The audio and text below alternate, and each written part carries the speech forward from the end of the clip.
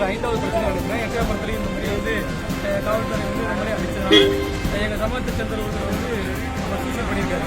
அதாவது காவல்துறை சொல்கிறோம்னா அவன் டிஜிபி வந்து ஒரு உத்தரவு போட்டாலும் அதிகம் மதிக்க முடியாங்க. இன்னமும் காவலர்கள் வந்து நெல்லை மாவட்டம் தூத்துக்குடி மாவட்டத்தில் வந்து ஒரு அடாவடித்தனமாக தான் செயல்படுத்துறது இதில் வந்து செஞ்சிருக்கு. இந்த சாவு எப்படி நடந்துக்கணும் நாங்கள் எப்படின்னா மக்கள் சொல்லக்கூடியது தான். அதாவது அவர் அங்கிருந்து வாராரு, அவர் ட்ரிங்க்ஸ் பண்ணியிருக்காங்க அப்படின்னு அவர் சொல்கிறாரு. ஆனால் அவர் ட்ரிங்க்ஸ் பண்ணலை. வண்டிக்கு மூலையில் வந்து விழுந்துட்டானே அப்படின்னு சொல்லி 4 காவல்துறை சேர்ந்தவங்க வந்து அடிச்சிருக்காங்க அப்படிங்கிறதான் தகவல் வருது. உடலை போய் பார்த்துட்டு வந்தோம்.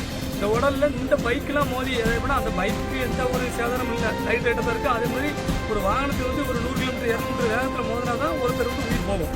ஆனால் இது அந்த மாதிரி இல்லை. எப்படின்னா இவருடைய உடலில் எந்த ஒரு காயம் இல்லை. ஆனால் எப்படின்னா முதல்ல வீட்டுக்கு தகவல் கொடுத்துருவாங்க.